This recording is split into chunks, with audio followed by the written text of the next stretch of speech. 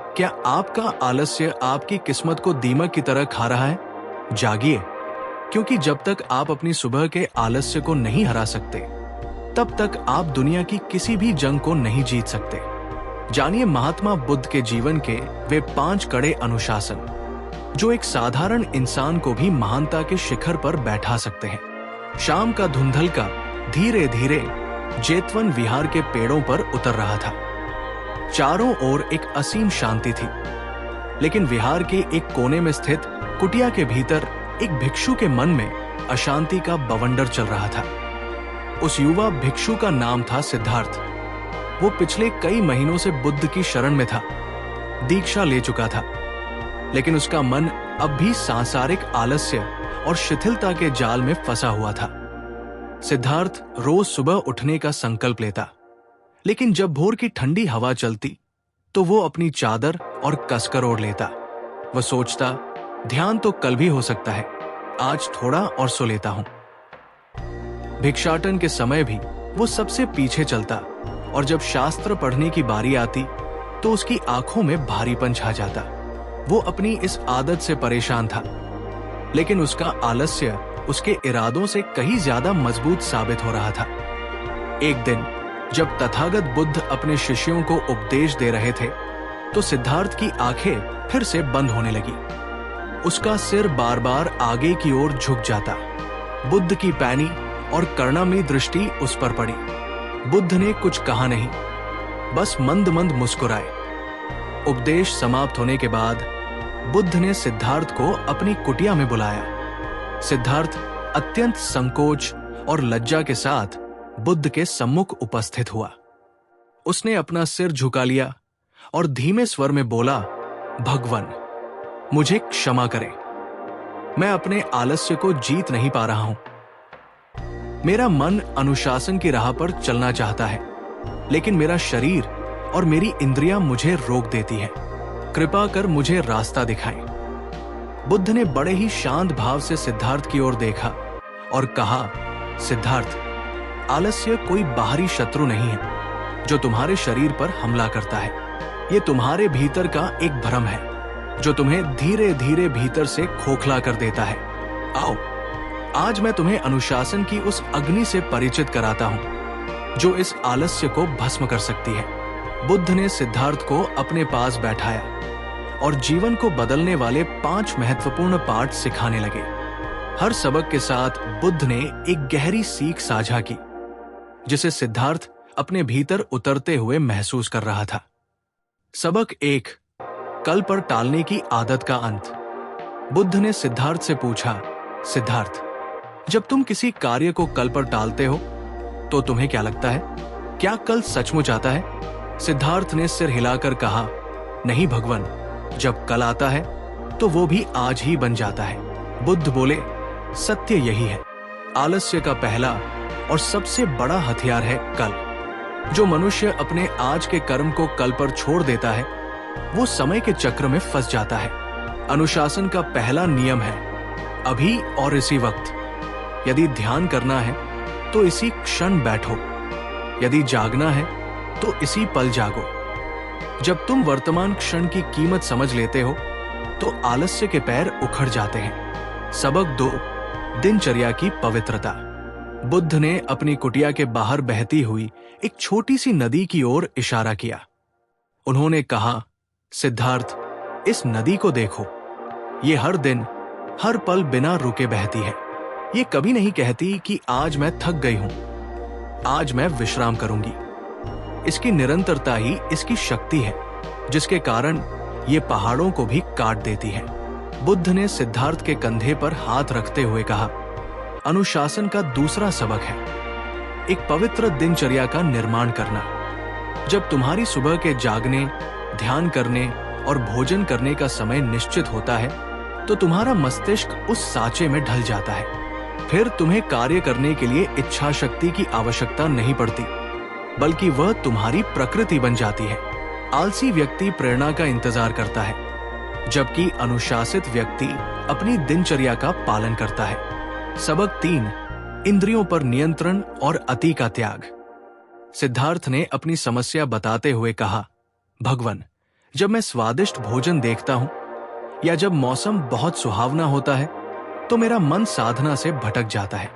शरीर विश्राम की भीख मांगने लगता है। बुद्ध ने मुस्कुराते हुए कहा, सिद्धार्थ, जब वीणा के तारों को बहुत ज्यादा कस दिया जाता है तो वे टूट जाते हैं, और जब उन्हें बहुत ढीला छोड़ दिया जाता है तो उनसे कोई मधुर संगीत नहीं निकलता। संगीत तब निकलता है जब तार बिल्कुल सही संतुलन में हो। उन्होंने आगे समझाया, यही बात हमारे शरीर और मन पर लागू होती है। अति का त्याग करो, न तो शरीर को अत्यधिक कष्ट दो और नहीं इसे अत्यधिक भोग और विलास में डुबाओ। स्वादिष्ट भोजन की भूख और अत्यधिक सोने की इच्छा, ये दोनों ही मन के विकार हैं। भोजन केवल शरीर को चलाने के लिए करो, स्वाद के लिए नहीं। नींद केवल थकान मिटाने के लिए लो, आलस्य के आनंद के लिए नहीं। जब तुम इंद्रियों को वश में करना सीख जाओगे तो अनुशासन स्वतः ही तुम्हारे भीतर प्रवेश कर जाएगा। सबक 4, मानसिक संकल्प और आत्मनिरीक्षण। बुद्ध ने सिद्धार्थ को एक छोटा सा मिट्टी का दीपक दिखाते हुए कहा, सिद्धार्थ, इस दीपक को देखो। यदि इसकी बत्ती को साफ न किया जाए और इसमें तेल न डाला जाए तो क्या ये जलेगा? सिद्धार्थ ने उत्तर दिया, नहीं भगवान, ये बुझ जाएगा। बुद्ध ने कहा, हमारा संकल्प भी इस दीपक की लौ की तरह है। आलस्य की ठंडी हवाएं इसे बुझाने का प्रयास करती है। इसलिए अनुशासन का चौथा सबक है प्रतिदिन आत्मनिरीक्षण करना। हर रात सोने से पहले खुद से पूछो, क्या आज मैंने अपने समय का सही उपयोग किया? क्या आज मैं अपने आलस्य के सामने झुका? जब तुम रोज अपनी कमियों को देखोगे और सुबह उठकर उन्हें सुधारने का संकल्प लोगे तो तुम्हारा संकल्प कभी कमजोर नहीं पड़ेगा। आत्मनिरीक्षण ही वो तेल है जो संकल्प की लौ को जलाए रखता है। सबक 5, अंतिम लक्ष्य के प्रति पूर्ण समर्पण। बुद्ध का स्वर अब और अधिक गंभीर हो गया।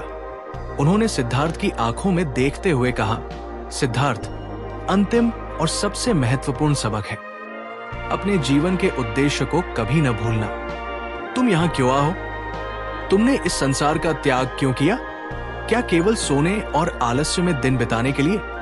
नहीं, तुमने निर्वाण की खोज के लिए, सत्य को जानने के लिए ये मार्ग चुना है। बुद्ध ने कहा, जब मनुष्य के सामने उसका लक्ष्य स्पष्ट होता है और उस लक्ष्य के प्रति उसके मन में तीव्र तड़प होती है तो आलस्य उसके आसपास भी नहीं फटक सकता। जिस व्यक्ति को ये आभास हो जाए कि मृत्यु कभी भी आ सकती है और समय बहुत सीमित है, क्या वह सोने में अपना समय नष्ट कर सकता है? अपने लक्ष्य को अपनी सांसों में बसा लो, फिर अनुशासन तुम्हारा दास बन जाएगा। बुद्ध के ये 5 सबक सिद्धार्थ के हृदय में तीर की तरह उतर गए। उसकी आंखों से अश्रुओं की धारा बहने लगी। उसने बुद्ध के चरणों में अपना सिर रख दिया और रोते हुए बोला, तथागत, आपने मेरी आंखें खोल दी। आज तक मैं अपनी ही इंद्रियों का गुलाम बना हुआ था। मैं आपको वचन देता हूं कि आज के बाद आलस्य मेरे मार्ग की बाधा नहीं बनेगा। उस दिन के बाद से जेतवन विहार के भिक्षुओं ने एक नया सिद्धार्थ देखा। अब वो सुबह सूर्योदय से बहुत पहले ब्रह्म मुहूर्त में सबसे पहले उठने वाला भिक्षु था। उसका आसन सबसे अडिग होता था।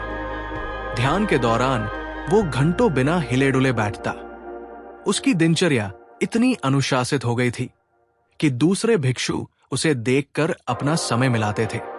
सिद्धार्थ ने न केवल अपने आलस्य पर विजय प्राप्त की, बल्कि बुद्ध के बताए मार्ग पर चलते हुए कुछ ही वर्षों में अरहत, परम ज्ञान पद को प्राप्त किया।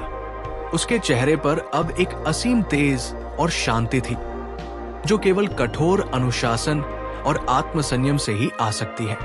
वर्षों बाद जब बुद्ध के महापरिनिर्वाण का समय निकट आया, तो उन्होंने अपने शिष्यों को जो अंतिम संदेश दिया, उसमें भी अनुशासन और प्रमाद, आलस्य के त्याग की ही गूंज थी। बुद्ध ने अपने अंतिम शब्दों में कहा था, अपमादेन संपादित अर्थात प्रमाद रहित होकर निरंतर जागृत रहकर अपने लक्ष्य को प्राप्त करो। सिद्धार्थ ने जब इन शब्दों को सुना तो उसके मन में बुद्ध के वे 5 सबक फिर से जीवंत हो उठे। जिन्होंने उसके जीवन के अंधकार को हमेशा के लिए मिटा दिया था। सिद्धार्थ के जीवन में आया ये बदलाव केवल व्यक्तिगत रूपांतरण तक सीमित नहीं रहा। अरहत पद प्राप्त करने के बाद वो जेतवन विहार के अन्य युवा भिक्षुओं के लिए प्रेरणा का एक जीवंत पुंज बन गए, जो भिक्षु साधना के मार्ग पर चलते हुए कभी निराश होते या जिनका मन आलस्य की ओर भागता, बुद्ध स्वयं उन्हें सिद्धार्थ के पास भेज देते थे। सिद्धार्थ अत्यंत करुणा और धीरज के साथ उन नए साधकों को अपनी पुरानी भूलें बताते और ये समझाते कि कैसे एक एक पल का होशपूर्ण उपयोग करके मन के सबसे गहरे तमस को भी काटा जा सकता है। विहार में अब अनुशासन कोई थोपा हुआ नियम नहीं, बल्कि हर भिक्षु के भीतर से प्रस्फुटित होने वाला आनंदमय उत्सव बन चुका था, जिसकी नींव बुद्ध के उन 5 कड़े सबकों पर टिकी थी। बुद्ध के महापरिनिर्वाण के बाद के वर्षों में भी जब बौद्ध धर्म का विस्तार दूर दराज के देशों और दुर्गम क्षेत्रों में होने लगा, तब सिद्धार्थ ने इस ज्ञान को जीवित रखने के लिए अथक परिश्रम किया। उन्होंने बुद्ध की इन शिक्षाओं को सरल गाथाओं और सूत्रों में पिरोया, ताकि आने वाली पीढ़ियां भी बिना किसी भ्रम के अनुशासन के इस सीधे मार्ग पर चल सके। बुढ़ापे के अंतिम पड़ाव पर जब सिद्धार्थ की देह शिथिल होने लगी, तब भी भोर की पहली किरण फूटने से पहले उनका आसन लग जाता था। उनके शिष्यों ने जब उनसे विश्राम करने का आग्रह किया, तो सिद्धार्थ ने मंद मुस्कुराकर वही बात दोहराई जो तथागत ने उनसे वर्षों पहले कही थी।